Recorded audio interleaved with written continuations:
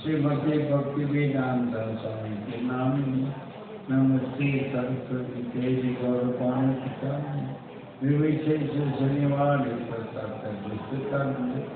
जय श्री कृष्ण चैतन्य प्रभु नित्यानंद श्री द्वैत गदाधर सरस्वती गौरभक्तवृंद हरे कृष्ण कृष्ण कृष्ण हरे हरे हरे राम राम राम हरे हरे गुरु चरण केवल भक्ति सत्मा बंधमोई सब जन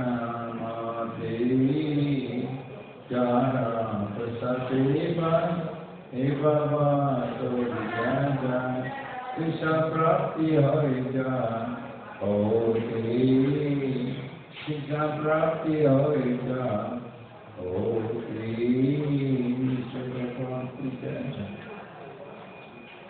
नारायण नमस्कृत्य नरं चैव नरोत्तमं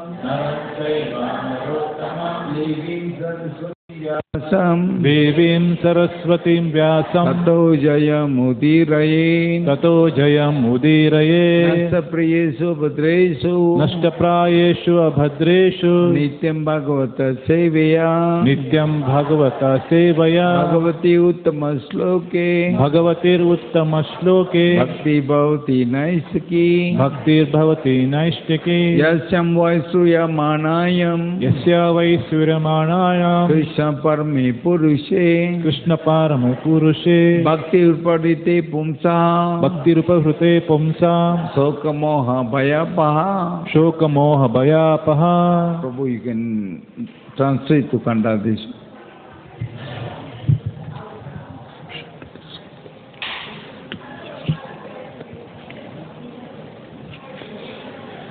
ಕೇವಲ ಶ್ರೀಮದ್ ಭಾಗವತವನ್ನು ಪಠಣ ಮಾಡೋದ್ರಿಂದನೇ ಭಕ್ತಿ ಸೇವೆಯ ಎಲ್ಲ ತತ್ವಗಳನ್ನು ನಾವು ಸ್ಥಾಪನೆ ಮಾಡ್ಬೋದು. ಭಗವಂತನಾದ ಶ್ರೀ ಕೃಷ್ಣನನ್ನು ಅರ್ಥ ಮಾಡ್ಕೊಳ್ಳೋದಕ್ಕೆ ಈ ಒಂದು ಗ್ರಂಥ ವಿಶೇಷವಾಗಿ ನಮಗೆ ಸಹಾಯವನ್ನು ಮಾಡುತ್ತೆ ಮತ್ತು ಎಲ್ಲ ಮೋಹಗಳಿಂದ ನಮ್ಮನ್ನು ಮುಕ್ತವಾಗಿ ಮಾಡುತ್ತೆ. Hare Krishna. Hare Krishna. First of all, I like to thank Prabhu and all the devotees by your mercy. I could come here to Bangalore. ಎಲ್ಲ ವೈಷ್ಣವರ ಕೃಪೆಯಿಂದ ಈ ದಿನ ಬೆಂಗಳೂರಲ್ಲಿ ನಾನು ಉಪಸ್ಥಿತ ಇದ್ದೀನಿ ಅಂತ ಹೇಳಿ ಪ್ರಭುಗಳು ಹರ್ಷವನ್ನು ವ್ಯಕ್ತಪಡಿಸ್ತಾ ಇದ್ದಾರೆ. I never thought I'm going to come here again. ಎರಡನೇ ಸರಿ ಅವರು ಇಲ್ಲಿಗೆ ಬರ್ತಾ ಇದ್ದಾರೆ. ಹಾಗಾಗಿ ಅವ್ರನ್ನ ಸ್ವಾಗತ ಮಾಡ್ತಾ ಒಂದ್ಸರಿ ಜೋರಾಗಿ ಹರೇ ಕೃಷ್ಣ ಮಂತ್ರ ಹೇಳೋಣ. ಹರೇ ಕೃಷ್ಣ ಕೃಷ್ಣ ಕೃಷ್ಣ ಹರೇ ಹರೇ ಹರೇ ರಾಮ ರಾಮ ರಾಮ ಹರೇ ಹರೇ. You have very beautiful deity. ಇಲ್ಲಿ ಭಗವಂತನ ಶ್ರೀ ವಿಗ್ರಹ ಏನಿದ್ದಾರೆ ಶ್ರೀ ಕೃಷ್ಣ ಗುರುವಾರ ಕೃಷ್ಣ ಬಹಳ ಸುಂದರವಾಗಿದ್ದಾರೆ ಅಂತ ಹೇಳ್ತಾ ಇದ್ದಾರೆ. So by the mercy of Krishna, I'll speak few things for the benefit of everyone, including me. ಕೃಷ್ಣನ ಕೃಪೆಯಿಂದ ಎಲ್ಲರ ಒಳಿತಿಗಾಗಿ ಕೆಲವೊಂದು ಆಧ್ಯಾತ್ಮಿಕ ವಿಚಾರಗಳನ್ನು ಹಂಚಿಕೊಳ್ಳಿಕ್ಕೆ ಅವರು ಬಯಸ್ತಾ ಇದ್ದಾರೆ. So in Srimad Bhagavatam, Canto 1, Chapter 18, there is a very wonderful pastime of Krishna Maharaj. ಇಲ್ಲಿ ಶ್ರೀಮದ್ ಭಾಗವತ ಮೊದಲನೇ ಸ್ಕಂದ 18ನೇ ಅಧ್ಯಾಯದಲ್ಲಿ ಪರೀಕ್ಷಿತ ಮಹಾರಾಜರ ವಿಶೇಷವಾದಂತಹ ಜ್ಞಾನವನ್ನ ನಮಗೆ ಕೊಡ್ತಾ ಇದ್ದಾರೆ. Parikshit Maharaj was cursed to die in 7 days. Parikshit ಮಹಾರಾಜ್ಗೆ 7 ದಿನದಲ್ಲಿ ಸಾವು ಬರುತ್ತೆ ಅಂತ ಹೇಳಿ ಭವಿಷ್ಯವಾಣಿ ಬಂತು. Because while going for hunting, he became thirsty. So he went to the ashram of Sankar Rishi to drink water. ಅವರು ಬೇಟೆಯಾಡಲಿಕ್ಕೆ ಹೋದಾಗ ಅವ್ರಿಗೆ ಬಹಳ ಬಾಯಾರಿಕೆ ಮತ್ತು ಹಸಿವಾಗಿತ್ತು. ಅವರು ಶಮಿಕ ಋಷಿ ಆಶ್ರಮಕ್ಕೆ ಹೋಗ್ತಾರೆ. But that time Shamika Rishi was in deep meditation. ಆಗ ಶಮಿಕ ಋಷಿ ಬಹಳ ಧ್ಯಾನಮಗ್ನರಾಗಿ ಅವರು ಯೋಗವನ್ನು ಮಾಡ್ತಾ ಇರ್ತಾರೆ. So Parikshit Maharaj said, I'm very thirsty, can I have some water please? Parikshit Maharaj ಕೇಳ್ತಾರೆ, ನನಗೆ ಬಹಳ ಬಾಯಾರಿಕೆ ಆಗ್ತಾ ಇದೆ, ಸ್ವಲ್ಪ ನೀರು ನನಗೆ ಕೊಡಬಹುದಾ ಅಂತ. But because Shamika Rishi was in meditation, he didn't see that Parikshit Maharaj came. Parikshit ಮಹಾರಾಜರು ಆ ಒಂದು ಸ್ಥಿತಿಯನ್ನ ಶಮಿಕ ಋಷಿ ಗಮನಿಸಲಿಲ್ಲ, ಯಾಕೆಂದ್ರೆ ಅವರು ಬಹಳ ಆಳವಾಗಿ ಧ್ಯಾನ ಮಾಡ್ತಾ ಇದ್ರು. So few times Parikshit Maharaj asked, I'm very thirsty, can I have some water please? ಮತ್ತೆ ಪರೀಕ್ಷಿತ್ ಮಹಾರಾಜ್ ಕೇಳ್ತಾರೆ, ನನಗೆ ಬಹಳ ಬಾಯಾರಿಕೆ ಆಗ್ತಾ ಇದೆ, ಸ್ವಲ್ಪ ನೀರು ಸಿಗುತ್ತಾ ಅಂತ.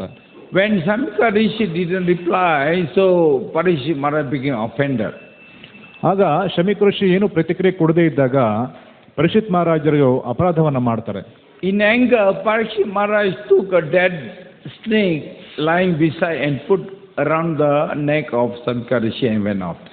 ಅವರು ಬಹಳ ಕೋಪದಲ್ಲಿ ಅಲ್ಲೇ ಪಕ್ಕದಲ್ಲಿ ಬಿದ್ದಿದ್ದಂಥ ಒಂದು ಸತ್ತಿರುವಂಥ ಒಂದು ಹಾವನ್ನು ತಗೊಂಡು ಶಮಿಕ ಋಷಿಯ ಕೊರಳಿಗೆ ಹಾಕ್ಬಿಡ್ತಾರೆ. And the news, some of the friends of Shamika Rishi's son saw that and they went and told their son, Shamika Rishi's son Shringi.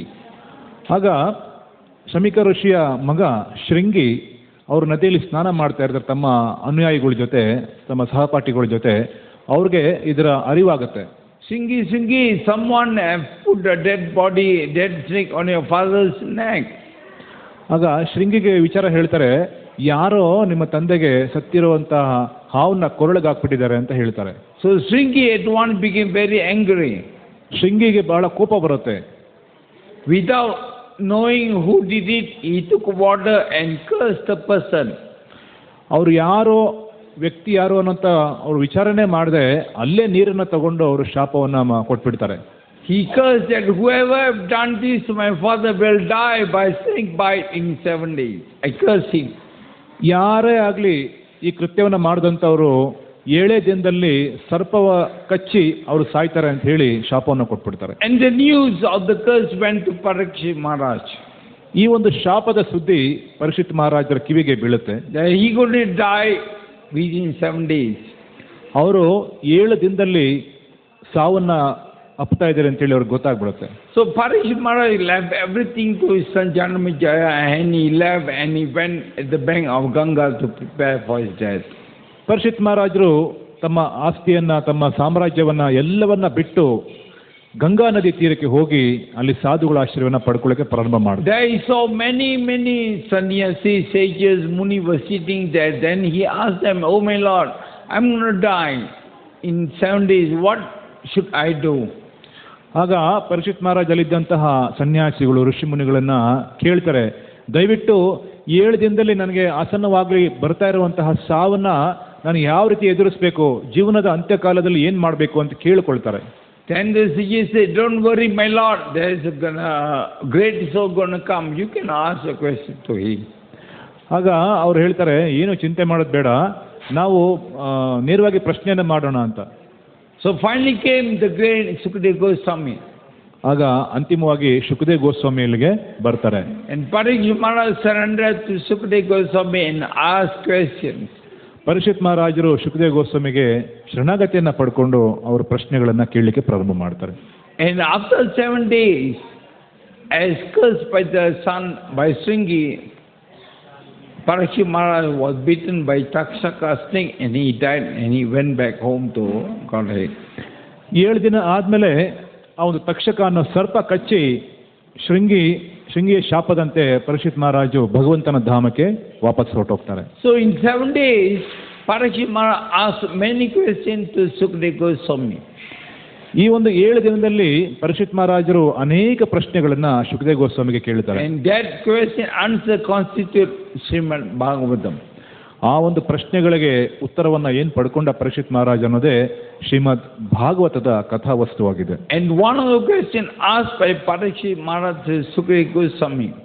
So everybody can recite together. Tataschava pracham imam viprache.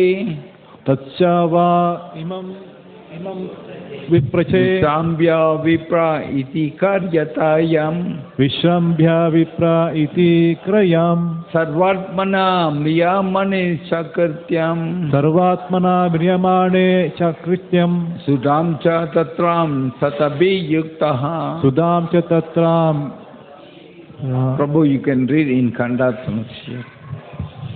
Trustworthy Brahmanas, now I ask you about my immediate duty. Please, after the Pasada, duty of everyone of, especially of those who. ಇಲ್ಲಿ ಪರೀಕ್ಷಿತ್ ಮಹಾರಾಜರು ಕೇಳ್ತಾ ಇದ್ದಾರೆ, ಓ ಬ್ರಾಹ್ಮಣರೇ, ನಾನು ಯಾವ ರೀತಿ ನನ್ನ ಒಂದು ಸಂದಿಗ್ಧ ಪರಿಸ್ಥಿತಿಯಲ್ಲಿ ನನ್ನ ತಕ್ಷಣದ ಕರ್ತವ್ಯ ಏನು, ಸಾವು ಯಾರಿಗೆ ಸಮೀಪಿಸಿದೆಯೋ ಅವರು ಜೀವನದ ಕೊನೆಯಲ್ಲಿ ಏನು ಮಾಡಬೇಕು ನನಗೆ ನಿರ್ದಿಷ್ಟವಾಗಿ ಹೇಳಿ ಅಂತ ಪ್ರಶ್ನೆ ಮಾಡ್ತಾ ಇದ್ದಾರೆ. So Parikshit Maharaj asked how to live and how to live. Parikshit Maharaj ಕೇಳ್ತಾ ಇದ್ದಾರೆ ಹೇಗೆ ಜೀವಿಸಬೇಕು ಮತ್ತೆ ಹೇಗೆ ಜೀವನವನ್ನು ಬಿಡಬೇಕು ಅಂತ. A person gonna die, how should he live? And throughout the life, how one should live.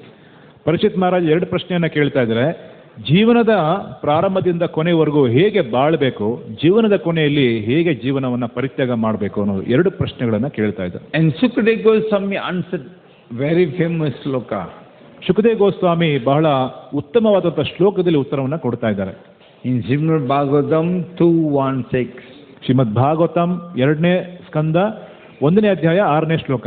Etavan sankhya yogabhyam. ಏತವಾನ್ Sankhya ಯೋಗಾಭ್ಯಾಂ Swadharma parinishaya. ಸ್ವಧರ್ಮ ಪರಿನಿಷ್ಠಯ Samlabha parapumsam. ಜನ್ಮಲಾಭ ಪರಾಂ ಪುಂಸಾಂ Ante narayana smriti. ಅಂತೆ ನಾರಾಯಣ ಸ್ಮೃತಿ. You can. ಯಾರೇ ಆಗಲಿ ತಮ್ಮ ಜೀವನದಲ್ಲಿ ಪಡ್ಕೋಬಹುದಂಥ ಅತ್ಯುತ್ತಮ ಪರಿಪೂರ್ಣತೆ ಅಂದರೆ ತಮ್ಮ ವೃತ್ತಿ ಧರ್ಮದಲ್ಲಿ, ತಮ್ಮ ಜೀವನದಲ್ಲಿ, ತಮಗಿರುವಂಥ ಶಕ್ತಿಯಲ್ಲಿ, ತಮಗಿರುವಂಥ ಪರಿಪೂರ್ಣತೆಯಲ್ಲಿ ಎಲ್ಲ ಥರದಲ್ಲಿ ಅಂತಿಮ ಕಾಲದಲ್ಲಿ ಯಾರು ಭಗವಂತನನ್ನ ಸ್ಮರಣೆ ಮಾಡ್ತಾರೋ ಅದೇ ಜೀವನದ ಪರಿಪೂರ್ಣತೆ ಅಂತ ಹೇಳ್ತಾರೆ. So Sukadeva Goswami answered, the highest perfection of human life is Ante Narayana Smriti, to remember Krishna at the time of death. ಶುಕದೇವ್ Goswami ಹೇಳ್ತಾರೆ ಜೀವನದ ಪರಿಪೂರ್ಣತೆ ಅಂದರೆ ಅಂತ್ಯಕಾಲದಲ್ಲಿ ನಾರಾಯಣನನ್ನ ಸ್ಮರಣೆ ಮಾಡೋದೇ ಆಗಿದೆ. Remember Krishna at the time of death, ಕೃಷ್ಣನನ್ನ ಸಾವಿನ ಸಮಯದಲ್ಲಿ ಸ್ಮರಣೆ ಮಾಡುವಂಥ ಭಾಗ್ಯ ಒಬ್ಬರಿಗೆ ಲಭಿಸಿದ್ರೆ ಅದೇ ಜೀವನದ ಅತ್ಯುತ್ತಮ ಪರಿಪೂರ್ಣತೆ ಅಂತ ಅವರು ಇಲ್ಲಿ ಹೇಳ್ತಾ ಇದ್ದಾರೆ. So today I am going to speak Ante Narayana Smriti, the highest perfection of human life is to remember Krishna at the time of death. ಈ ದಿನ ಅಂತ್ಯಕಾಲದಲ್ಲಿ ಹೇಗೆ ಭಗವಂತನನ್ನ ಸ್ಮರಿಸಬಹುದು, ಅತ್ಯುತ್ತಮವಾದಂಥ ಪರಿಪೂರ್ಣತೆಯನ್ನು ಹೇಗೆ ಪಡ್ಕೋಬಹುದು ಅನ್ನೋದ್ರ ಬಗ್ಗೆ ಪ್ರಭುಗಳು ಸ್ವಲ್ಪ ಬೆಳಕನ್ನ ಕೊಡ್ತಾರೆ. So once Krishna and Narada took the form of sages. ಒಂದ್ಸರಿ can you repeat Prabhu? Krishna and Narada took the form of a sage. Okay, Krishna ಮತ್ತು ನಾರದ ಇಬ್ಬರೂ ಸಹ ಸಾಧುಗಳ ವೇಷವನ್ನ ಧರಿಸ್ತಾರೆ. And they went to a rich man's house. ಒಬ್ಬ ಶ್ರೀಮಂತ ವ್ಯಕ್ತಿಯ ಮನೆಗೆ ಅವರು ಹೋಗ್ತಾರೆ. Oh my Lord, we are very hungry. Can we have some food to eat? ನಮಗೆ ಬಹಳ ಹಸಿವಾಗಿದೆ, ನಮಗೆ ಆಹಾರ ಸ್ವಲ್ಪ ಸಿಗ್ಬೋದಾ ಅಂತ ಕೇಳ್ತಾರೆ. So the rich man saw both of them. They were stout. They were okay. He said, both of you all look okay. Why don't you go and work and earn money? Go away, go away, go away. He chased them. ಆಗ ಶ್ರೀಮಂತ ಹೇಳ್ತಾರೆ, ನೀವು ನೋಡಕ್ಕೆ ಇಬ್ರು ದಷ್ಟಪುಷ್ಟವಾಗಿದ್ದೀರಾ, ಯಾಕೆ ಕೆಲಸ ಮಾಡ್ಕೊಂಡು ತಿನ್ನಲ್ಲ, ಹೋಗಿ ಅಂತ ಹೇಳ್ತಾರೆ. And then both of them went to the house of a poor man. ಆಗ ಇಬ್ರು ಸಹ ಒಬ್ಬ ಬಡವ ವೈಷ್ಣವರ ಮನೆಗೆ ಹೋಗ್ತಾರೆ. ಅಲ್ಲಿ ಕೇಳ್ತಾರೆ, Sir, we are very hungry. Can we have some food to eat? ನಮಗೆ ಬಹಳ ಹಸಿವಾಗಿದೆ, ಸ್ವಲ್ಪ ಆಹಾರವನ್ನ ಕೊಡ್ತೀರಾ ಅಂತ ಕೇಳ್ತಾರೆ. The man said, yes, yes, please come in, please come in.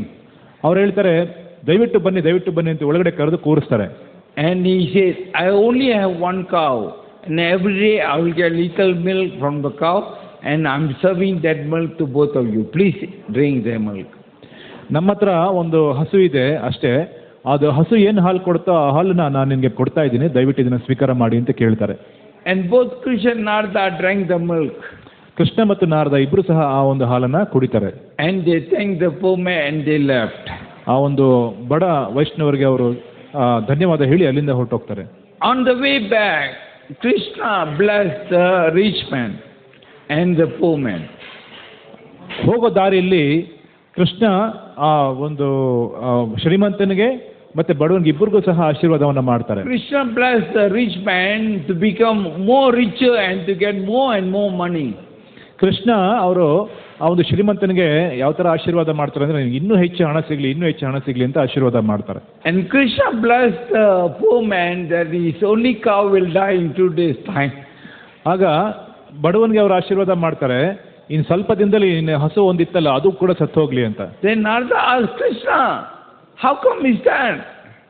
ಆಗ ನಾರದನಿಗೆ ಬಹಳ ಆಶ್ಚರ್ಯ ಆಗುತ್ತೆ, ಹೇಗೆ ಇದನ್ನು ಮಾಡ್ತೀರಾ ನೀವು ಅಂತ. The rich man never gave anything and he chased us away, and you blessed him to become more richer. ಶ್ರೀಮಂತ ನಮಗೆ ಏನನ್ನೂ ಕೊಡ್ಲಿಲ್ಲ, ಆದ್ರೆ ಅವನಿಗೆ ನೀವು ಇನ್ನೂ ಹೆಚ್ಚು ಶ್ರೀಮಂತ ಆಗಿ ಅಂತ ಆಶೀರ್ವಾದ ಮಾಡಿದ್ರಿ. And the poor man, he had only one cow and you let the cow die. ಆ ಬಡವ ಬ್ರಾಹ್ಮಣ ಅವನ ಹತ್ರ ಒಂದೇ ಒಂದು ಹಸು ಇತ್ತು, ಆ ಹಸುನು ಸಹ ನೀವು ಕೊಂದ್ಬಿಟ್ರಲ್ಲ. I don't understand Krishna. Krishna ನಿಮ್ಮನ್ನ ಅರ್ಥ ಮಾಡ್ಕೊಳ್ಳೋದೇ ಬಹಳ ಕಷ್ಟ ಆಗಿದೆ. And Krishna said, I bless the rich man to become more rich and richer because at the time of death he will think of the money. ಆ ಒಂದು ಶ್ರೀಮಂತನಿಗೆ ನಾನು ಆ ರೀತಿ ಯಾಕೆ ವರ ಕೊಟ್ಟೆ ಅಂತ ಹೇಳಿದ್ರೆ, ಅವನು ಅಂತ್ಯಕಾಲದಲ್ಲಿ ಆ ಒಂದು ಹಣವನ್ನೇ ಅವನು ಸ್ಮರಣೆ ಮಾಡಿ ದೇಹವನ್ನ ಬಿಡ್ತಾನೆ. And in next life he be born as a snake. ಮುಂದಿನ ಜೀವನದಲ್ಲಿ ಅವನು ಒಂದು ಹಾವಾಗಿ ಜೀವನವನ್ನ ಪಡ್ಕೋತಾನೆ. The poor man, I blessed him so that his cow, only cow will die because at the time of death he will never think of the cow. ಆ ಒಂದು ಬಡವನಿಗೆ ನಾನು ಆ ಹಸುವನ್ನ ಸಹ ಕೊಂದ್ಬಿಟ್ಟೆ, ಆ ರೀತಿಯಾಗಿ ಅವನು ಸಾಯೋ ಸಮಯದಲ್ಲಿ ಆ ಹಸುವನ್ನು ಸಹ ಸ್ಮರಣೆ ಮಾಡೋದಿಲ್ಲ. He will think of me at the time of death. ಅವನು ಅಂತ್ಯಕಾಲದಲ್ಲಿ ನನ್ನನ್ನು ಸ್ಮರಣೆ ಮಾಡ್ತಾನೆ. And next life he will come back to my spiritual world. ಮುಂದಿನ ಜೀವನದಲ್ಲಿ ಅವನು ನನ್ನ ಧಾಮಕ್ಕೆ ವಾಪಸ್ ಬರ್ತಾನೆ, ನನ್ನ ಜೊತೆ ಇರ್ತಾನೆ ಅಂತ ಹೇಳ್ತಾರೆ. So Srila Prabhupada once said, if at the time of death one can remember Krishna, one's life is successful. Srila Prabhupada ಹೇಳ್ತಾರೆ, ಇಡೀ ಜೀವನ ಕೃಷ್ಣನನ್ನ ಸ್ಮರಣೆ ಮಾಡ್ತಾ ಅಂತ್ಯಕಾಲದಲ್ಲಿ ನಾವು ಕೃಷ್ಣನನ್ನ ಸ್ಮರಣೆ ಮಾಡಿದ್ರೆ ಅದೇ ಜೀವನದ ಅತ್ಯುತ್ತಮವಾದಂಥ ಪರಿಪೂರ್ಣತೆ ಅನ್ನೋದು ಇಲ್ಲಿ ನಮಗೆ ಹೇಳ್ಕೊಡ್ತಾರೆ. Ante Narayana Smriti. ಅಂತ್ಯಕಾಲದಲ್ಲಿ ನಾರಾಯಣನ ಸ್ಮೃತಿ. To remember Krishna at the time of death. ಕೃಷ್ಣನನ್ನ ಸ್ಮರಣೆ ಮಾಡೋದು ಅಂತ್ಯಕಾಲದಲ್ಲಿ ಇದು ಅತ್ಯುತ್ತಮವಾದಂತಹ perfection of human life. ಅದೇ ಜೀವನದ ಅತ್ಯುತ್ತಮವಾದಂತಹ ಪರಿಪೂರ್ಣತೆ. Once Srila Prabhupada had a walk with his disciple. ಒಂದ್ಸರಿ ಶ್ರೀಲ ಪ್ರಭುಪಾದ ಅವರ ಅನುಯಾಯಿಗಳ ಜೊತೆ ನಡ್ಕೊಂಡು ಹೋಗ್ತಾ ಇರ್ತಾರೆ. Then one disciple asked, Srila Prabhupada, when he chant, in what consciousness he should chant? ಆಗ ಅವರ ಅನುಯಾಯಿಗಳೊಬ್ಬರು ಕೇಳ್ತಾರೆ, ಪ್ರಭುಪಾದರೆ ನಾವು ಜಪ ಮಾಡಬೇಕಾದ್ರೆ ಯಾವ ಪ್ರಜ್ಞೆಯಿಂದ ಯಾವ ಭಾವದಿಂದ ಜಪ ಮಾಡಬೇಕು ಅಂತ ಕೇಳ್ತಾರೆ. And Prabhupada answered, when you chant, think that tomorrow you're going to die. ನಾವು ಯಾವಾಗ ಜಪ ಮಾಡ್ತೀವೋ ಆಗ ನಾಳೆನೇ ನಾವು ನಮಗೆ ಸಾವು ಬರ್ತಾ ಇದೆ ಅನ್ನೋ ಒಂದು ಭಾವದಲ್ಲಿ ಜಪವನ್ನು ಮಾಡಬೇಕು ಅಂತ ಶ್ರೀಲ ಪ್ರಭುಪಾದ ಹೇಳ್ತಾರೆ. Ask him why Prabhupada said that? ಯಾಕೆ ಪ್ರಭುಪಾದ ಆ ರೀತಿ ಹೇಳಿದ್ರು? ಕಾರಣ ಏನು?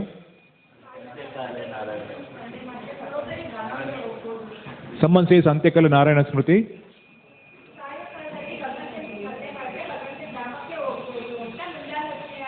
Yes. It remembers us, it gives a remembrance that we should chant the holy name at the time of death. Okay. Let me just a question. Tomorrow you're going to die. What you will do today? ಒಂದು ಪ್ರಶ್ನೆ, ನಾಳೆ ನಮಗೆ ದೇಹಾಂತ್ಯ ಇದೆ, ಸಾವು ಬರ್ತಾ ಇದೆ ಅಂದ್ರೆ ಇವತ್ತು ನಾವು ಏನು ಮಾಡಬೇಕು, ಏನು ಮಾಡ್ತೀವಿ? Will you go shopping? You go market, watch TV, go cinema? Will you do that? ನಾವು ಶಾಪಿಂಗ್ ಹೋಗ್ತೀವಾ, ಸಿನಿಮಾಗೆ ಹೋಗ್ತೀವಾ, ಅಥವಾ ಬೇರೆ ಏನಾದರೂ ಅಮ್ಯೂಸ್ಮೆಂಟ್ ಪಾರ್ಕ್ ಹೋಗ್ತೀವಾ, ಏನು ಮಾಡ್ತೀವಿ ನಾವು? Or you'll take up chanting, please, and chant. ಜಪಮಾಲೆ ತಗೊಂಡು ಜಪ ಮಾಡ್ತೀರಾ? ನೈಸ್. That's all. Okay?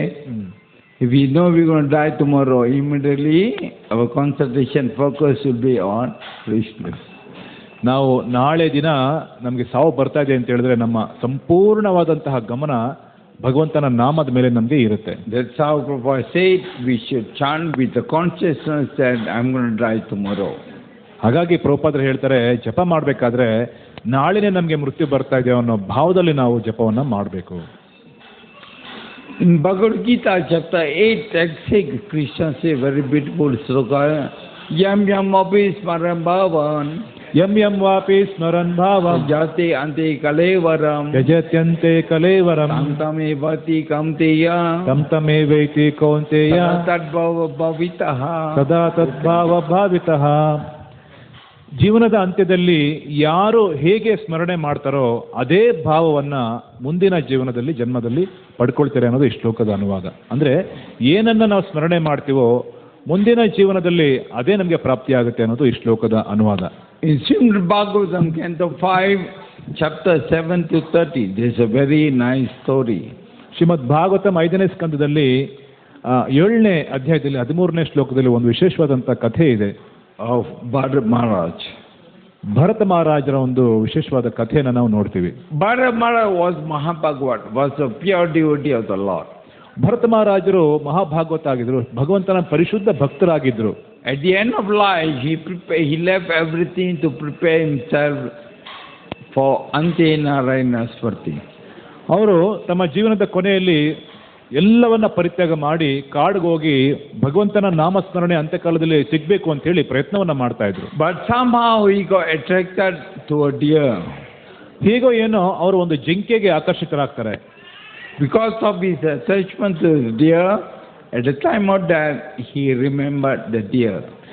ಅವರು ಹೇಗೋ ಏನೋ ಆ ಜಿಂಕೆಯನ್ನ ಸದಾ ಕಾಲ ಸ್ಮರಣೆ ಮಾಡ್ತಾ ಇದ್ದಿದ್ರಿಂದ ಅಂತ್ಯಕಾಲದಲ್ಲಿ ಆ ಜಿಂಕೆಯನ್ನ ಸ್ಮರಣೆ ಮಾಡ್ತಾರೆ.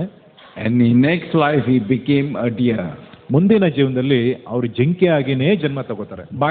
By the mercy of Krishna, even in the form of deer, he could remember his previous life.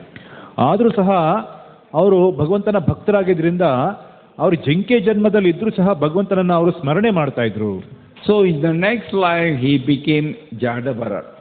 ಮುಂದಿನ ಜೀವನದಲ್ಲಿ ಅವರು ಜಡ ಭರತ ಆಗಿ ಜೀವನವನ್ನು ಪಡ್ಕೊಳ್ತಾರೆ. In Jada Bharat life he got never attached to anything and he went back home in that life. ಜಡ ಭರತನ ಜೀವಿತದಲ್ಲಿ ಅವರು ಬೇರೆ ಏನನ್ನೂ ಸ್ಮರಣೆ ಮಾಡೋದಿಲ್ಲ, ಕೇವಲ ಕೃಷ್ಣನನ್ನ ಮಾತ್ರ ಸದಾಕಾಲ ಸ್ಮರಣೆ ಮಾಡ್ತಾ ಇರ್ತಾರೆ ಮತ್ತು ಅವರ ಅಂತ್ಯಕಾಲದಲ್ಲಿ ಭಗವಂತನ ಸ್ಮರಣೆ ಮಾಡಿ ಭಗವಂತನ ಧಾಮಕ್ಕೆ ವಾಪಸ್ ಹೊರಟೋಗ್ತಾರೆ. In Tirukkural chapter 37 text 361,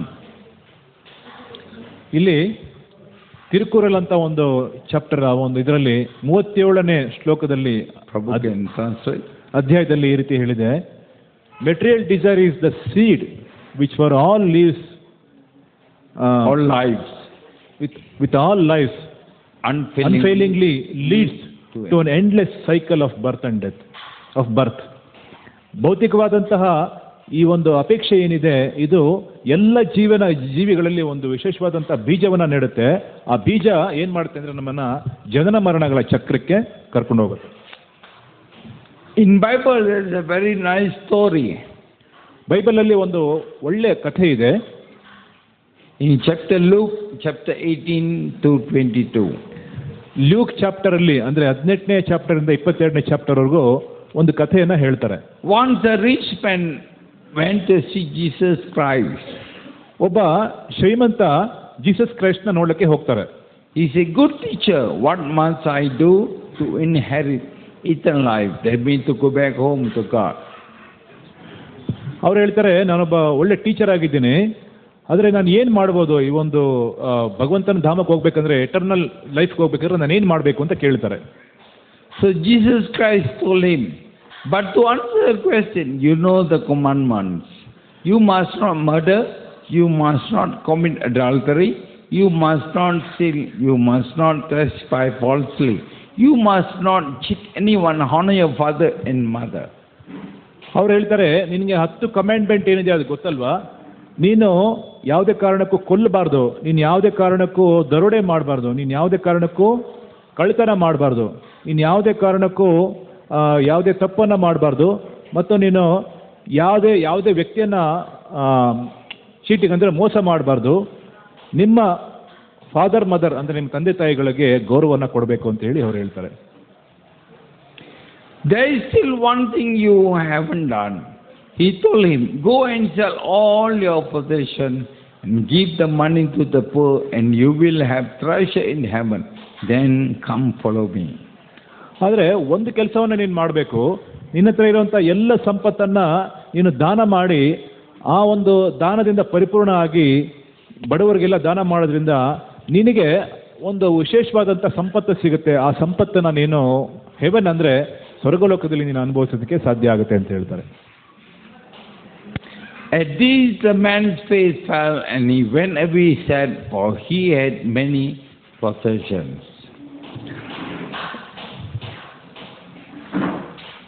ಆಗ ಆ ವ್ಯಕ್ತಿ ನೋಡ್ತಾನೆ, ಅವನಿಗೆ ಬಹಳ ಬೇಜಾರಾಗ್ಬಿಡುತ್ತೆ. ಈ ಒಂದು ಕಾರ್ಯವನ್ನು ಅವನು ಮಾಡಲಿಕ್ಕೆ ಒಪ್ಪೋದಿಲ್ಲ.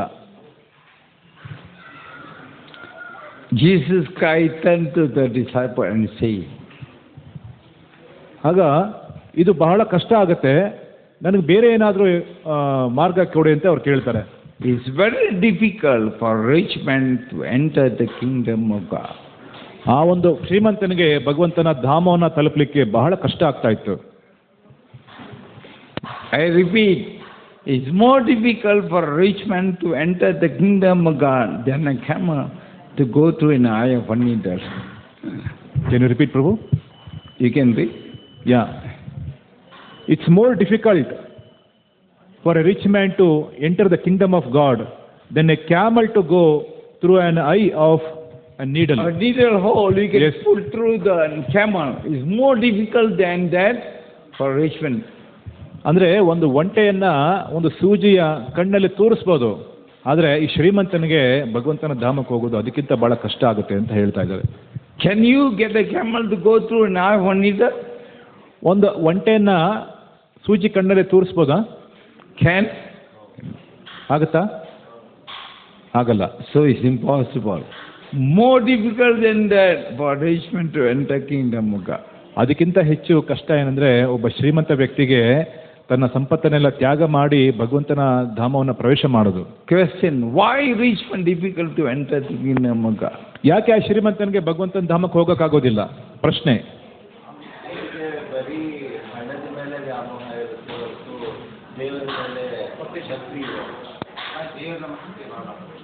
He could not able to chant the holy name and he is only thinking of his money.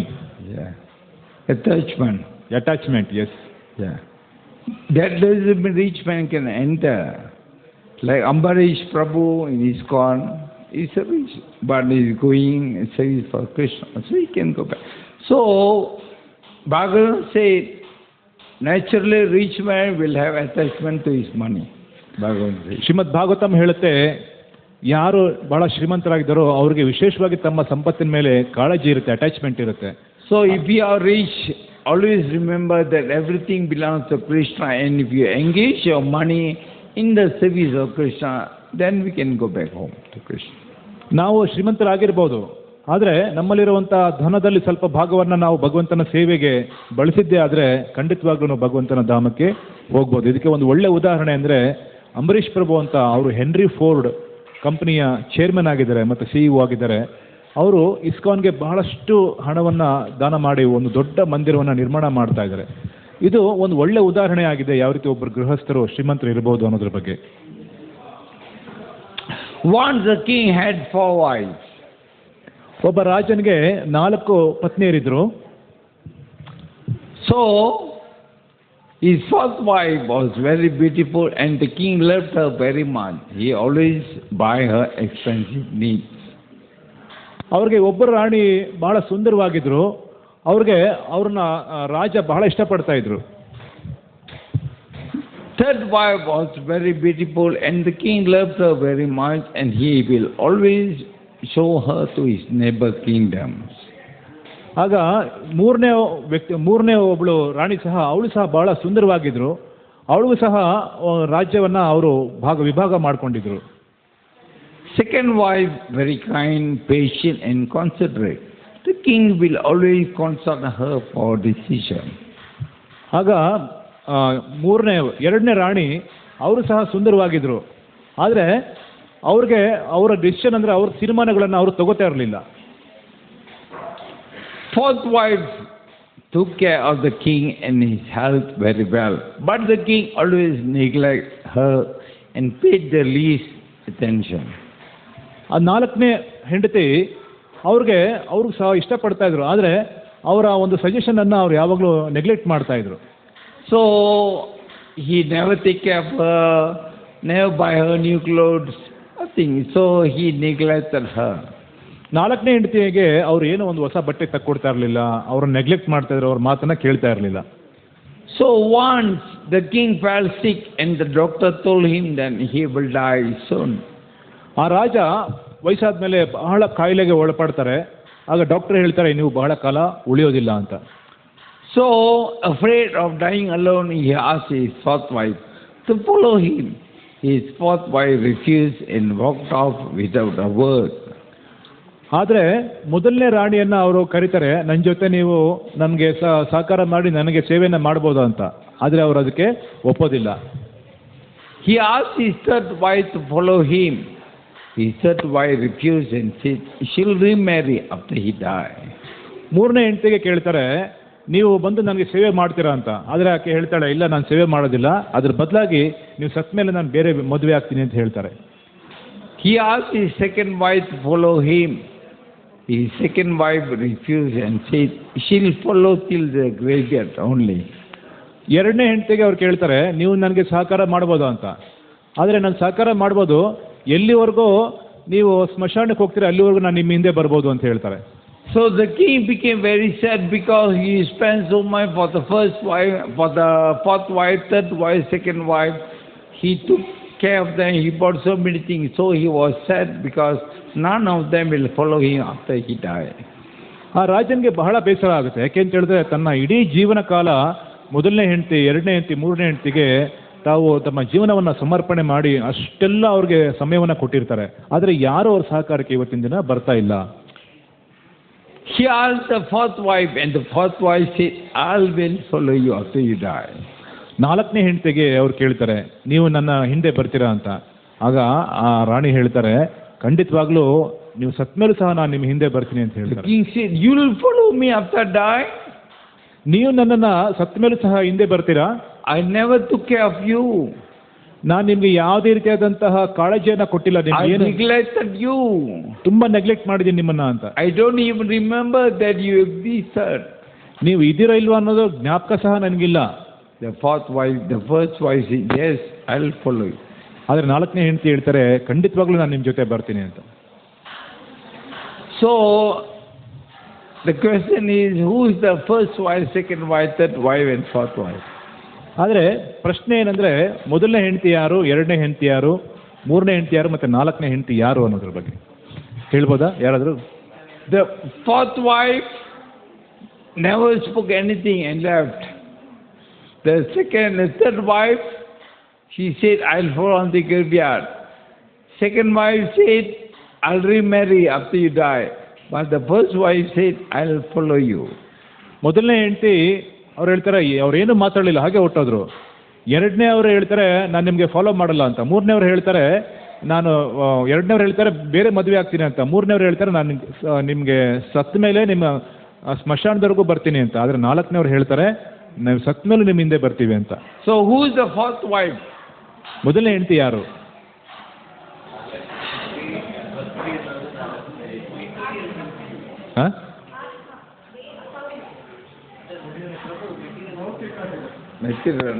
Be specific. Who is the fourth wife? Who is the third wife? Who is the second wife? Who is the first wife? ಮೊದಲನೇ ಹೆಂಡತಿ ಯಾರು, ಎರಡನೇ ಹೆಂಡತಿ ಯಾರು, ಮೂರನೇ ಹೆಂಡತಿ ಯಾರು ಮತ್ತು ನಾಲ್ಕನೇ ಹೆಂಡತಿ ಯಾರು? ಹಾಂ, okay. Those who told, I come up to graveyard, she's body. One answer we got.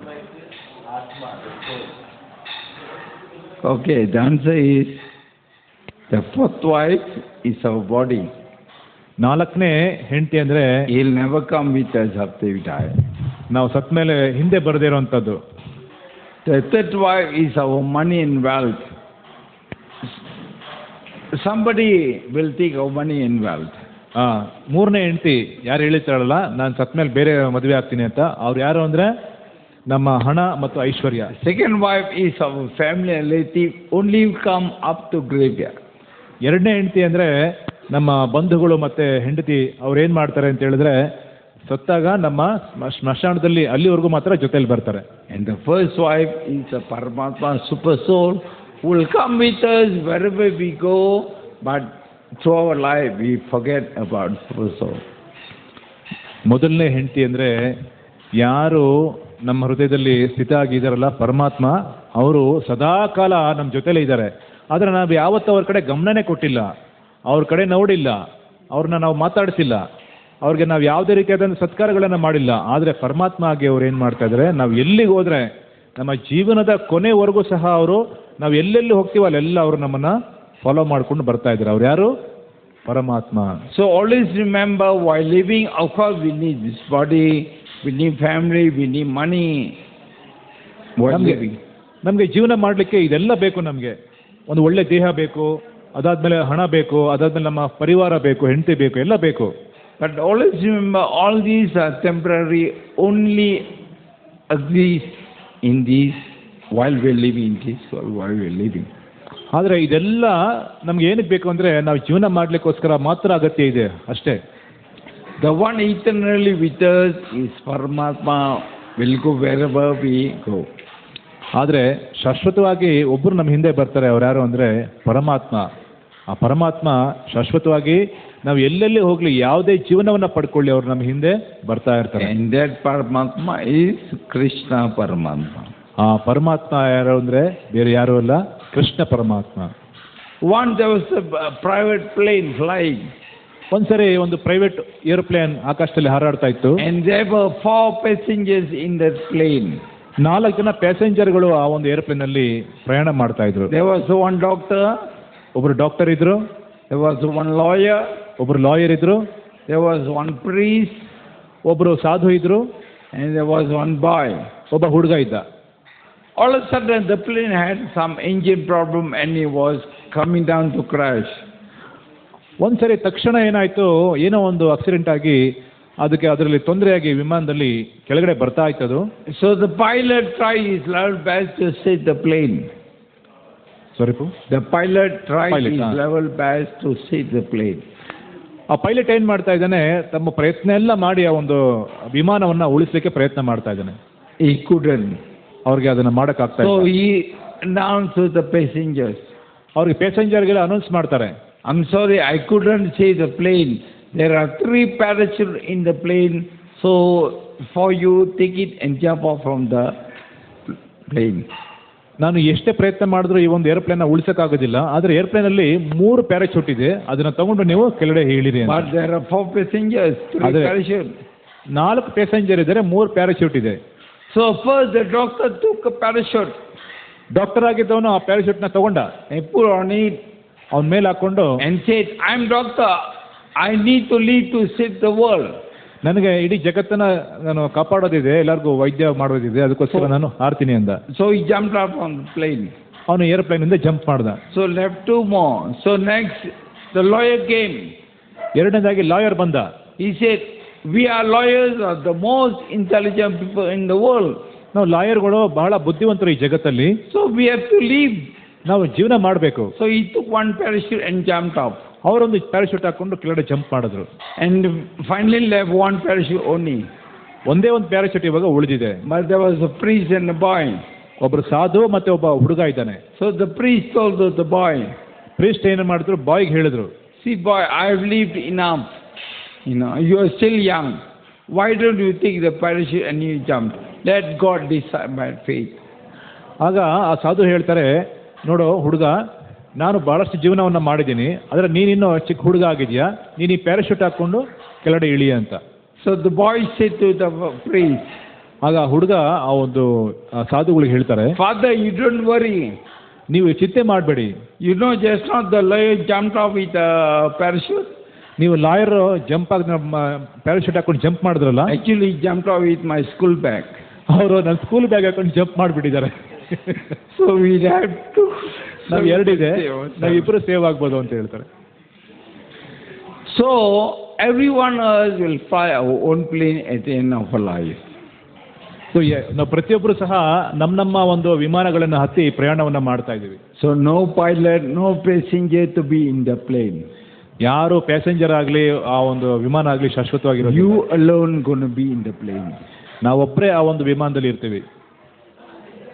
So you can decide your plane will go to Vaikuntha Loka or the plane will go to hell. ನಾವು ಈಗ ನಿರ್ಧಾರ ಮಾಡಬೇಕಾಗಿದೆ, ಆ ಒಂದು ವಿಮಾನವನ್ನು ಇಟ್ಕೊಂಡು ನಾವು ವೈಕುಂಠ ಲೋಕಕ್ಕೆ ಹೋಗ್ಬೇಕಾ ಅಥವಾ ನರಕ ಲೋಕಕ್ಕೆ ಹೋಗ್ಬೇಕಾ ಅಂತ. So which plane you want to take? Ask them. ಯಾವ ವಿಮಾನವನ್ನು ನೀವು ತಗೋತೀರಾ? All are very intelligent people. Okay.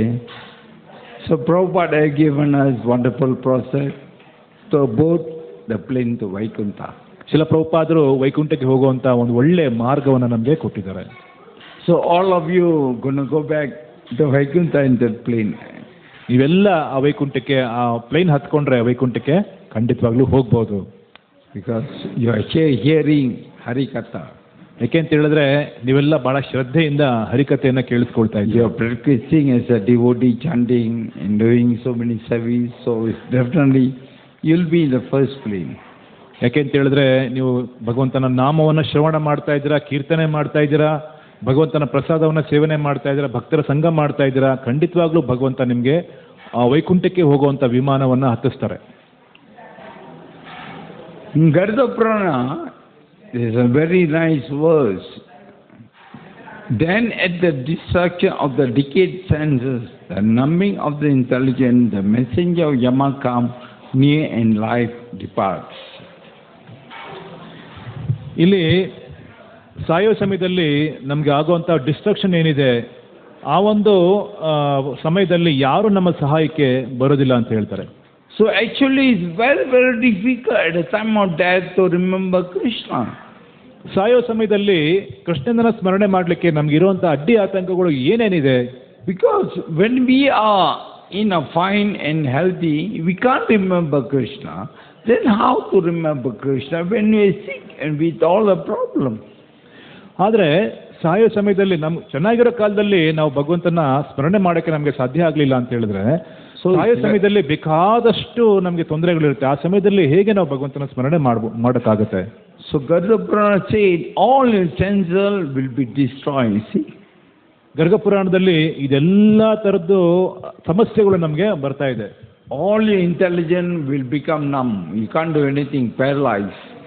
ಎಷ್ಟೇ ಬುದ್ಧಿ ಶಕ್ತಿ ಇರ್ಬೋದು, ಆದರೆ ಆ ಸಮಯದಲ್ಲಿ ನಮ್ಮ ಬುದ್ಧಿ ಶಕ್ತಿ ಏನು ಕೆಲಸ ಮಾಡೋದಿಲ್ಲ. That's why two Yamaduta will come to take your soul. ಅದರಿಂದಾಗಿ ಇಬ್ಬರು ಯಮದೂತರು ಬಂದು ನಮ್ಮನ್ನ ದೇಹವನ್ನು ತಗೊಂಡು ಹೋಗ್ತಾರೆ.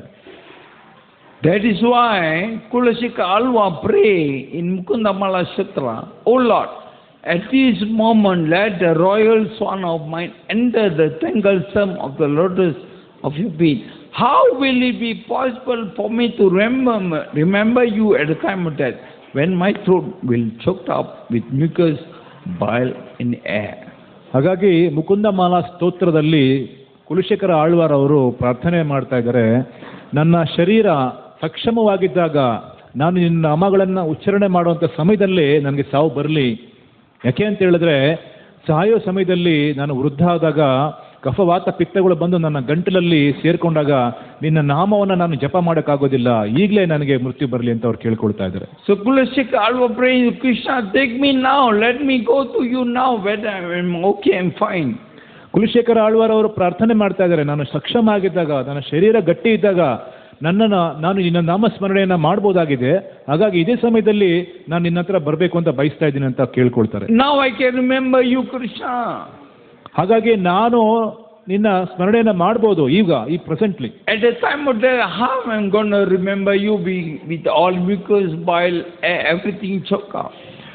ಕಫವಾತ ಪಿತ್ತಗಳು ನನ್ನ ಗಂಟಲನ್ನ ಬಾಧೆ ಕೊಡ್ತಾ ಇದ್ದಾಗ ನಾನು ಹೇಗೆ ನಿನ್ನ ನಾಮವನ್ನು ಉಚ್ಚಾರಣೆ ಮಾಡಲಿ ಅಂತ ಕೇಳ್ತಾ ಇದ್ದಾರೆ. we can remember Krishna even in that situation at the time of death. ಆ ಒಂದು ಸನ್ನಿವೇಶದಲ್ಲೂ ಸಹ ನಾವು ಕೃಷ್ಣನನ್ನ ಸ್ಮರಣೆ ಮಾಡಬಹುದಾ? If we practice through our life, ಇಡೀ ಜೀವನ ನಾವು ಪ್ರಾಕ್ಟೀಸ್ ಮಾಡಿದಾಗ ಇದು ಸಾಧ್ಯ ಆಗುತ್ತೆ. that's what all of you doing now. ಅದೇ ಈಗ ನಾವು ಪ್ರಾಕ್ಟೀಸ್ ಮಾಡ್ತಾ ಇದ್ದೀವಿ. You are practicing to prepare yourself for the ultimate test at the time of death. ಅಂತ್ಯಕಾಲದಲ್ಲಿ ಅತ್ಯಂತ ಉನ್ನತವಾದಂಥ ಪರಿಪೂರ್ಣತೆ ಏನು ಅಂದರೆ ಕೃಷ್ಣನ ನಾಮವನ್ನು ಸ್ಮರಣೆ ಮಾಡೋದು, ಹೇಳೋದು. ಆ ಒಂದು ಪ್ರಾಕ್ಟೀಸನ್ನು, ಆ ಒಂದು ಅಭ್ಯಾಸವನ್ನು ಈಗಲಿಂದ ಸಹ ನಾವು ಮಾಡ್ತಾ ಇದ್ದೀವಿ. Krishna said in Bhagavad Gita chapter 15, text 15. Krishna 15ನೇ ಅಧ್ಯಾಯ 15ನೇ ಶ್ಲೋಕದಲ್ಲಿ ಹೇಳ್ತಾ ಇದ್ದಾರೆ, ಸರ್ವಸ್ಯ ಚಾಹಂ ಹೃದಿ ಸನ್ನಿವಿಷ್ಟೋ ಸರ್ವಸ್ಯ ಚಾಹಂ ಹೃದಿ ಸನ್ನಿವಿಷ್ಟೋ ಮತ್ತಃ ಸ್ಮೃತಿ ಜ್ಞಾನಂ ಅಪೋಹನಂ ಚ ಮತ್ತಃ ಸ್ಮೃತಿರ್ಜ್ಞಾನಂ ಅಪೋಹನಂ ಚ ವೇದೈಶ್ಚ ಸರ್ವೇ ಅಹಮೇವ ವಿದ್ಯೋ ವೇದೈಶ್ಚ ಸರ್ವೈರಹಮೇವ ವೇದ್ಯೋ ವೇದಾಂತಕೃತ್ ವೇದವಿದ್ ಏವ ಚಾಹಂ ವೇದಾಂತಕೃತ್ ವೇದವಿದೇವ ಚಾಹಂ. I'm seated in everyone's heart, and from me come remembrance, knowledge and forgetfulness. By all the Vedas, I am to be known. Indeed, I am the compiler of the Vedanta, and I am the knower of the Vedas. ಇಲ್ಲಿ ಭಗವಂತ ಹೇಳ್ತಾ ಇದ್ದಾರೆ, ನಾನು ಎಲ್ಲ ಜೀವಿಗಳ ಹೃದಯದಲ್ಲಿ ಶಾಶ್ವತವಾಗಿ ನೆಲೆಸಿರುವಂತಹ ಪರಮಾತ್ಮ. ಸರ್ವಸ್ಯ ಚಾಹಂ ಹೃದಯ ಸನ್ನಿವಿಷ್ಟು, ನನ್ನಿಂದ ಸ್ಮರಣೆ, ಜ್ಞಾನ, ಮರೆವು ಎಲ್ಲ ಬರ್ತಾ ಇದೆ. ಅಲ್ಲದೆ ಎಲ್ಲ ವೇದಗಳ ಶಾಸ್ತ್ರಗಳನ್ನು ರಚಿಸಿರೋನು ನಾನೇ, ಮತ್ತು ವೇದಗಳನ್ನು ಎಲ್ಲ ಪುರಾಣಗಳನ್ನು ಬಲ್ಲವನು ನಾನೇ ಅಂತ ಹೇಳಿ ಭಗವಂತ ಇಲ್ಲಿ ಹೇಳ್ತಾ ಇದ್ದಾರೆ. So in the Prabhupada write nicely, but the conclusion is, thus the remembrance of Lord Krishna at the time of death comes only by His grace. ಹಾಗಾಗಿ ಭಗವಂತ ಹೇಳ್ತಾರೆ, ಮತ್ತ ಸ್ಮೃತಿ ಜ್ಞಾನ ಮಾಪೋಹನಂಚ, ನನ್ನಿಂದ ಜ್ಞಾನ, ಮರೆವು ಮತ್ತು ಸ್ಮರಣೆ ಬರ್ತಾ ಇದೆ ಅಂತ. ಹಾಗಾಗಿ ಅಂತ್ಯಕಾಲದಲ್ಲಿ ನಮಗೆ ಭಗವಂತನ ಸ್ಮರಣೆ ಬರಬೇಕು ಅಂತ ಹೇಳಿದ್ರೆ ಅದು ಶುದ್ಧಾಂಗವಾಗಿ ಭಗವಂತನ ಕೃಪೆ ಅಲ್ಲದೆ ಬೇರೆ ಇನ್ನೇನು ಅಲ್ಲ ಅಂತ ಇಲ್ಲಿ ನಾವು ತಿಳ್ಕೊತೀವಿ. ಶಿಲಾ ಪ್ರಭುಪಾದರ ಭಾವಾರ್ಥದಲ್ಲಿ ಬರೀತಾ ಇದ್ದಾರೆ. Krishna says in Bhagavad Gita, prayena kalesa manasa chalena ಪ್ರಾಯೇಣ ಕಲೆ ಮನಸ ಚಲೇನ ಭಕ್ತ ಯುಕ್ತೋ ಯೋಗ ಬಲೇನ ಚೈವ ಭಕ್ತ್ಯ ಯುಕ್ತೋ ಯೋಗ ಬಲೇನ ಚೈವ ಭ್ರುವೋ ಮಧ್ಯೆ ಪ್ರಣಂ ಅವೇಶ ಸಮ್ಯಕ್ ಭ್ರುವೋರ್ ಮಧ್ಯೆ ಪ್ರಾಣಮಾವೇಶ ಸಮ್ಯಕ್ ಸತಂ ಪರಂ ಪುರುಷಂ ಉಪೈತಿ ದಿವ್ಯಂ ಸತಂ ಪರಂ ಪುರುಷಂ ಉಪೈತಿ ದಿವ್ಯಂ. One who at the time of death fixes his life everything, the eyebrows and for devotion engages himself in remembering the Supreme Lord will certainly attain supreme ಪರಿಸತ್ಯ ಕಾಹೆ. ಯಾರು ಅಂತ್ಯಕಾಲದಲ್ಲಿ ಪ್ರಾಣವಾಯುವನ್ನ ತನ್ನ ಉಪ್ಪುಗಳ ನಡುವೆ ನಿಲ್ಲಿಸಿ ಓಂ ತತ್ಸತ್ ಅಂತ ಹೇಳಿ ಭಗವಂತನನ್ನ ಸ್ಮರಣೆ ಮಾಡ್ತಾ, ಭಗವಂತನ ನಾಮಗಳನ್ನು ಸ್ಮರಣೆ ಮಾಡ್ತಾ ತನ್ನ ದೇಹವನ್ನು ಬಿಡ್ತಾರೋ ಅವರು ಅತ್ಯಂತ ಉನ್ನತವಾದಂಥ ಭಗವಂತನ ಧಾಮಗಳನ್ನ ಪ್ರವೇಶ ಮಾಡ್ತಾರೆ. So in the Prabhupada write nicely. Prabhupada, you can read, you can translate, Prabhupada. In this verse, it is clearly stated that at the time of death, the mind must be fixed in the devotion on the Supreme Godhead. For those practiced in yoga, it is recommended that they raise the life force between the eyebrows.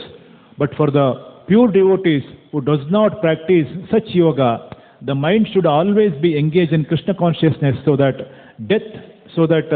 at the death he can remember the Supreme by His grace. ಅಂದರೆ ಯೋಗಿಗಳು ತಮ್ಮ ಹುಬ್ಬುಗಳ ನಡುವೆ ಪ್ರಾಣವಾಯುವನ್ನು ನಿಲ್ಲಿಸಿ ಅವರು ಧ್ಯಾನವನ್ನು ಮಾಡ್ತಾರೆ.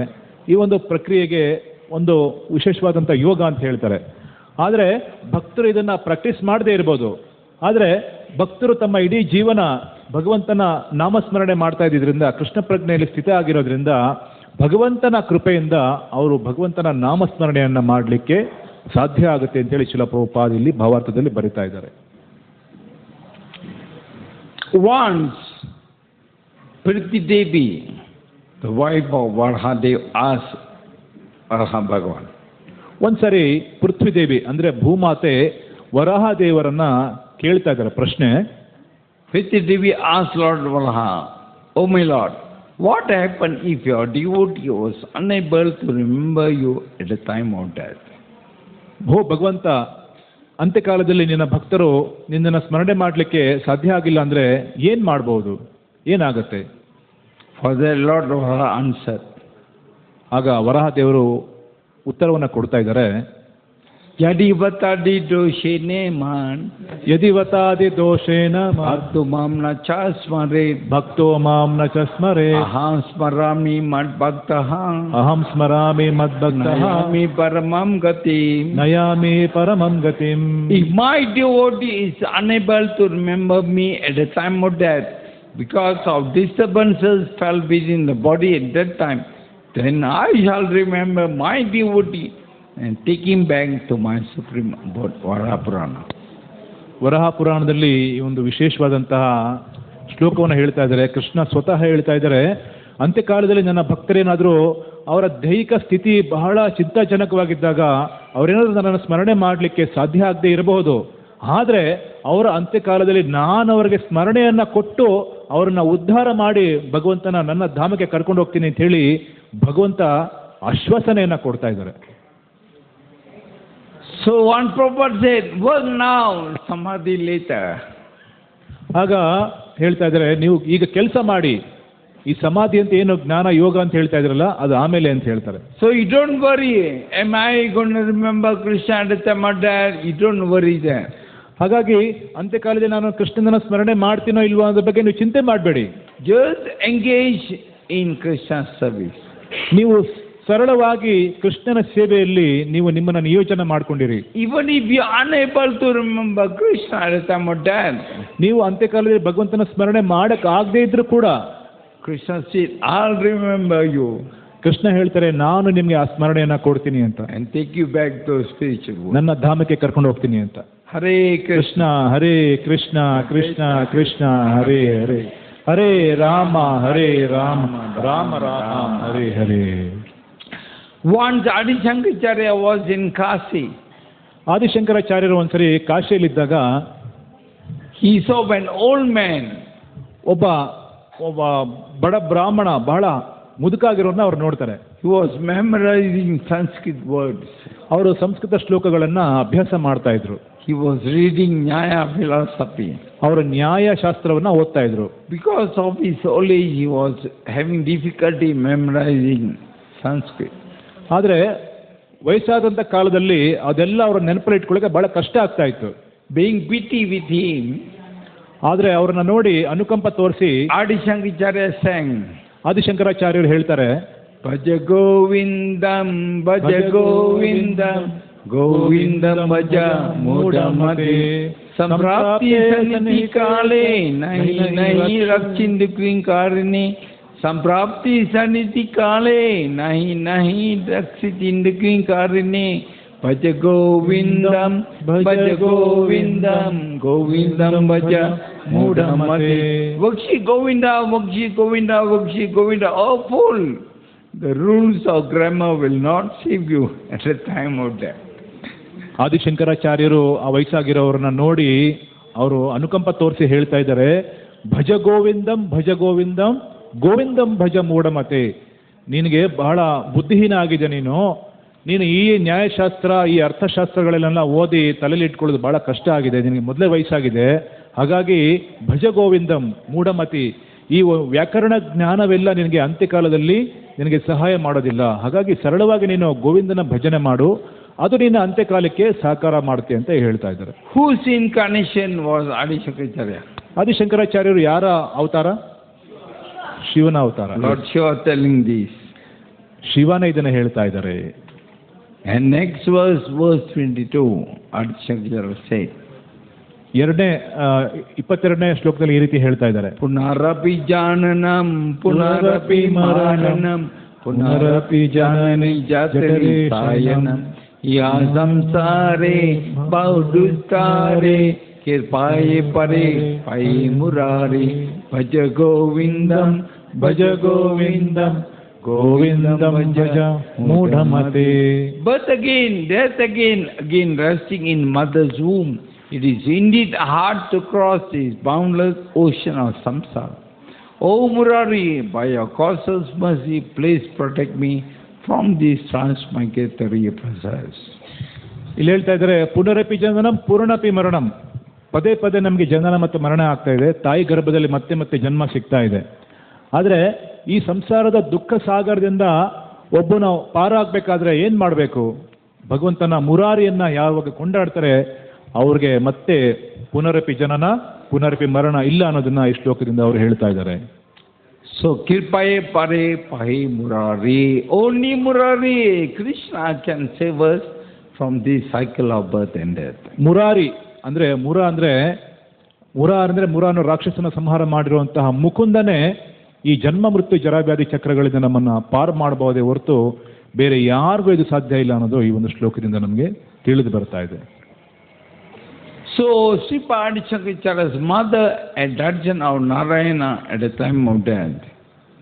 ಆದಿಶಂಕರಾಚಾರ್ಯ ಅವರ ದರ್ಶನವನ್ನ ಪಡ್ಕೋತಾರೆ. ಅಂದ್ರೆ ತಮ್ಮ ತಾಯಿಯ ಮರಣ ಕಾಲದಲ್ಲಿ ಅವರು ಈ ತರ ಹೇಳ್ತಾರೆ, ಅಂತೆ ನಾರಾಯಣ ಸ್ಮೃತಿ, ಅಂತೆ ನಾರಾಯಣ ಸ್ಮೃತಿ, ಅಂತ್ಯಕಾಲದಲ್ಲಿ ನಾರಾಯಣನನ್ನ ಸ್ಮರಣೆ ಮಾಡುವಂತ ಹೇಳ್ತಾ ಇದ್ದಾರೆ.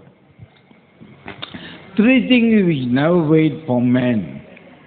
3 ವಿಷಯಗಳು ನಮಗೋಸ್ಕರ ಯಾವತ್ತೂ ಕಾಯೋದಿಲ್ಲ. Time never wait for man. ನಮಗೋಸ್ಕರ ಯಾವತ್ತೂ ಸಮಯ ಕಾಯೋದಿಲ್ಲ.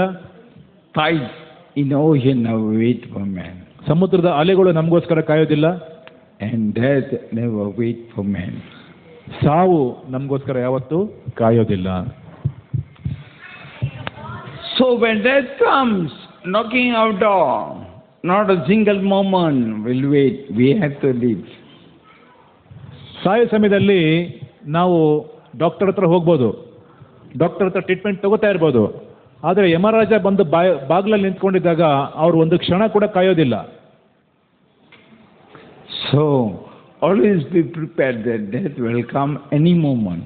ಹಾಗಾಗಿ ಸಾವು ಯಾವುದೇ ಸಮಯದಲ್ಲಿ ನಮ್ಮ ಬಾಗಿಲನ್ನು ತಟ್ಟಬಹುದು ಅಂತ ಹೇಳಿ ನಾವು ಸದಾಕಾಲ ಎಚ್ಚರಿಕೆಯಿಂದ ಇರಬೇಕು. So if you remain in the remembrance of Krishna, when the death comes, will automatically ante Narayana Smriti. ಹಾಗಾಗಿ ಸದಾಕಾಲ ನಾವು ಕೃಷ್ಣ ಪ್ರಜ್ಞೆಯಲ್ಲಿದ್ದು ಭಗವಂತನನ್ನ ಸ್ಮರಣೆ ಮಾಡ್ತಾ ಇದ್ರೆ ಅಂತ್ಯಕಾಲದಲ್ಲಿ ನಾವು ನಾರಾಯಣನನ್ನ ಸ್ಮರಣೆ ಮಾಡಲಿಕ್ಕೆ ಯಾವುದೇ ತರ ಕಷ್ಟ ಆಗೋದಿಲ್ಲ. ಅಕಸ್ಮಾತ್ತಾಗಿ ನಾವು ಸ್ಮರಣೆ ಮಾಡಲಿಕ್ಕೆ ನಮ್ಮ ದೈಹಿಕವಾದಂತಹ ಬಾಧೆಗಳಿಂದ ಸಾಧ್ಯ ಆಗದೇ ಇದ್ರೂ ಸಹ ಕೃಷ್ಣ ಬಂದು ಆ ಸಮಯದಲ್ಲಿ ನಮಗೆ ಸ್ಮರಣೆಯನ್ನ ಕೊಡ್ತಾರೆ ಅನ್ನೋದು ಇಲ್ಲಿ ವಿಶೇಷವಾದಂಥ ಜ್ಞಾನವನ್ನು ನಾವು ತಿಳ್ಕೊಂಡ್ವಿ. So one day Prabhupada gave a lecture on Ante Narayana Smriti. ಒಂದ್ಸರಿ ಶಿಲ ಪ್ರಭುಪಾದರು ಈ ಅಂತ್ಯ ನಾರಾಯಣ ಸ್ಮೃತಿ ಅನ್ನೋ ಒಂದು ಶ್ಲೋಕಕ್ಕೆ ಲೆಕ್ಚರ್ ಕೊಡ್ತಾ ಇದ್ರು. That evening while Mataji was serving Srila Prabhupada in the room. ಆಗ ಮಾಲತಿ ಮಾತಾಜಿ ಅನ್ನೋ ಒಬ್ರು ಭಕ್ತರು ಶಿಲ ಪ್ರಭುಪಾದರಿಗೆ ಅವರ ಒಂದು ಕೋಣೆಯಲ್ಲಿ ಸೇವೆಯನ್ನ ಮಾಡ್ತಾ ಇದ್ರು. She asked Prabhupada. ಪ್ರಭುಪಾದ್ಗೆ ಅವ್ರು ಕೇಳ್ತಾರೆ, ಶಿಲ Prabhupada, you said that at the time of death we have to remember Krishna, then only you can go back. ನೀವು ಹೇಳಿದ್ರಿ ಅಂತ್ಯಕಾಲದಲ್ಲಿ ನಾವು ಕೃಷ್ಣನ ಸ್ಮರಣೆ ಮಾಡಿದ್ರೇನೆ ನಾವು ಭಗವಂತನ ಧಾಮಕ್ಕೆ ಹೋಗ್ತೀವಿ ಅಂತ. How if I remember you, Prabhupada? ಹೇಗೆ ನಾವು ನಿಮ್ಮನ್ನ ಸ್ಮರಣೆ ಮಾಡ್ಬೋದು ಅಂತ. Will I go back to Krishna if I remember you? ಅವ್ರು ಹೇಳಿರ್ತಾರೆ, ನನ್ನನ್ನು ಸ್ಮರಣೆ ಮಾಡಿದ್ರು ಸಹ ಸಾಕು ನೀವು ಭಗವಂತನ ಧಾಮಕ್ಕೆ ಹೋಗ್ತೀವಿ ಅಂತ. ಆದ್ರೆ ಹೇಗೆ ಮಾತಾಜಿ ಕೇಳ್ತಾ ಇದ್ದಾರೆ. So what Prabhupada answer? Prabhupada ಏನು ಆನ್ಸರ್ ಕೊಟ್ರು?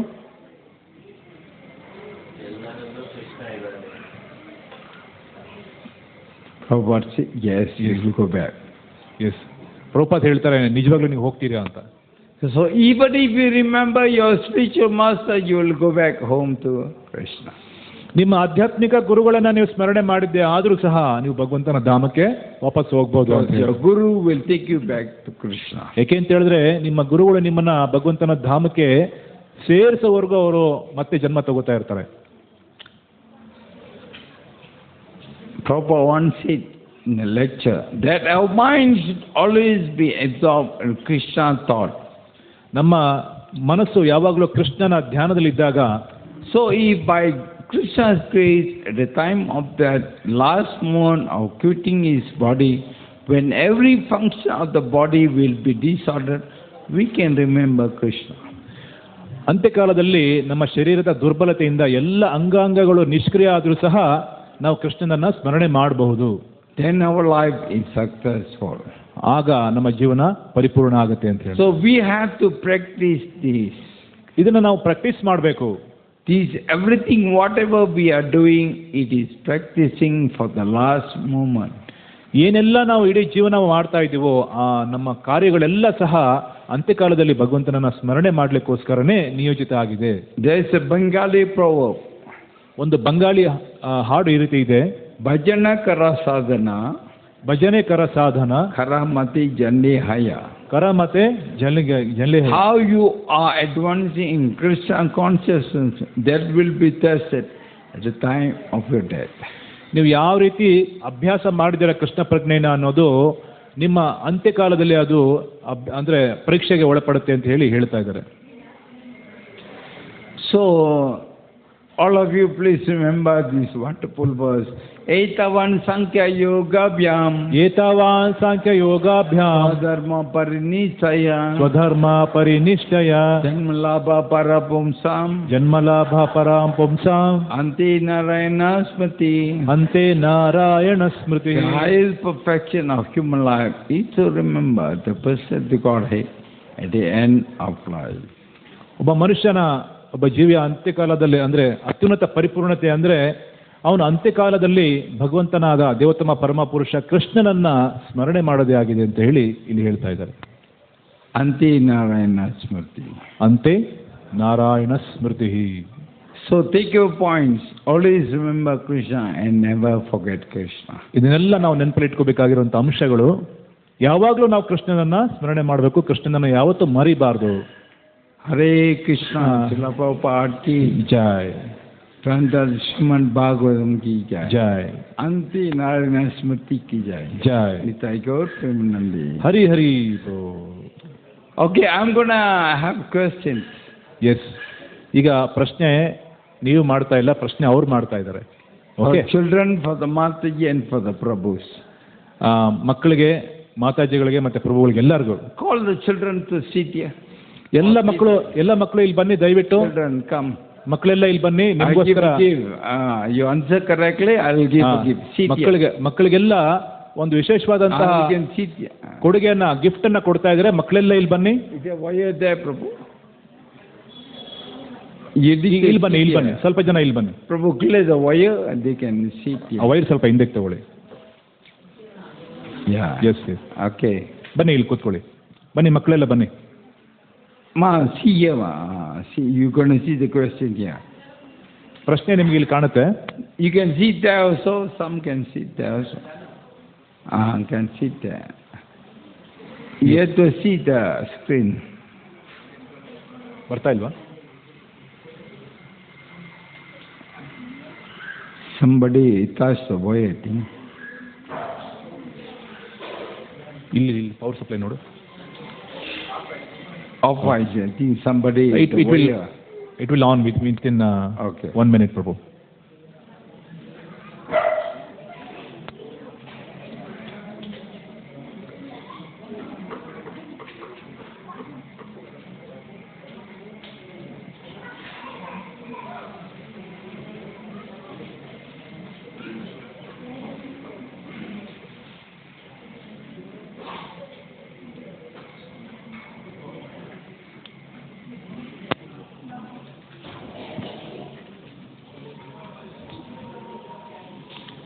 LED ಬರ್ತಾ ಇದೆಯಾ?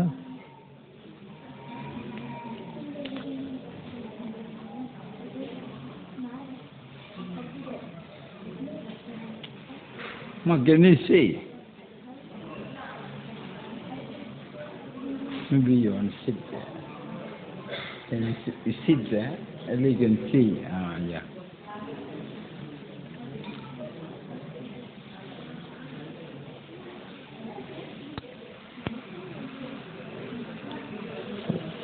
ಕೇಬಲ್ ಅಲ್ಲಿ ಲ್ಯಾಪ್ಟಾಪ್ ಹತ್ರ. So if you know the answer, you have to raise your hand. Okay? You don't see the answer, but you have to raise your hand. ನಿಮಗೆ ಉತ್ತರ ಇಲ್ಲಿ ಪ್ರಶ್ನೆ ತೋರಿಸ್ತಾರೆ. ಪ್ರಶ್ನೆ ತೋರಿಸಿದಾಗ ನಿಮಗೆ ಉತ್ತರ ಗೊತ್ತಿದ್ರೆ ನೀವು ಹೇಳಬಾರ್ದು ಜೋರಾಗಿ. Okay? ನೀವು ಬರೀ ಕೈ ಎತ್ತಬೇಕಷ್ಟೇ. Understand? ಯಾರಾದ್ರೂ ಬಾಯಲ್ಲಿ ಹೇಳಿದ್ರೆ Mataji you have to keep quiet. ಮತ್ತೆ ಎಲ್ಲ ಪಂಡಿತರು, ವಿದ್ವಾಂಸರೆಲ್ಲ ಹಿಂದೆ ಕೂತಿರೋರು, ನೀವು ಸ್ವಲ್ಪ, ಇದು ಮಕ್ಕಳಿಗೋಸ್ಕರ ನೀವು ಸ್ವಲ್ಪ. Okay, the first question. What's the answer? What the poor man will offer to Krishna and Narada?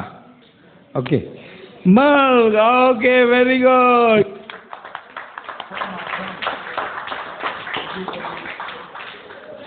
Hare Krishna. Janvita, Hare Krishna. You can only answer one.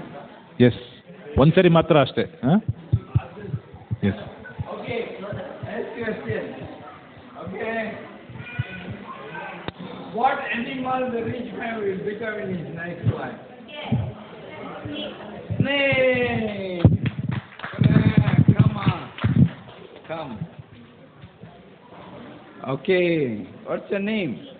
Kirti. Okay. Hare Krishna. Okay. Hare Krishna. Nice. Okay. Third question. Last question for the proposed. Please come this side.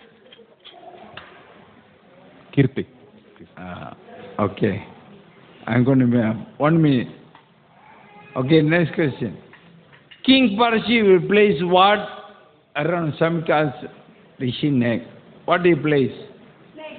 Yeah, then snake. Okay. What's your name? Lakshmi. Okay. Okay, I'll make it fast. Okay, now you all can go back. Okay. Next question to Mataji. Now ಮಾತಾಜಿಸ್ಗೆ ಈಗ. Prabhu children coin. Okay. You know the answer, raise your hand. What Lord Jesus will tell regarding camel and needle? Jesus ಅವರು ಒಂದು ಪ್ರಶ್ನೆಯನ್ನ ಕೇಳ್ತಾರೆ ಶ್ರೀಮಂತನಿಗೆ. Okay. Then Mataji raise her hand. Yes, Mataji.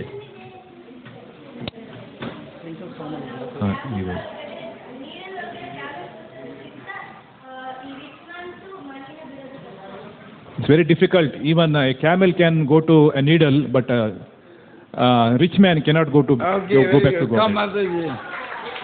Prabhu, give Prabhu. Give Mataji. Okay, what's your name, Mataji? Kirtana. Hare Krishna. Okay. Okay, next question for Mataji. In Varapurana, what Lord Varaha will do for the devotee who physically unable to remember Krishna at the time of death? Okay, Mataji.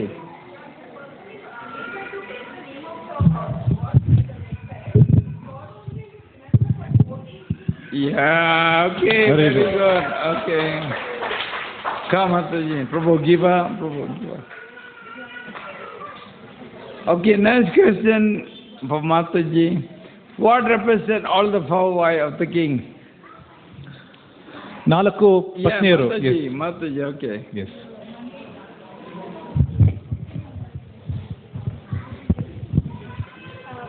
First wife, body.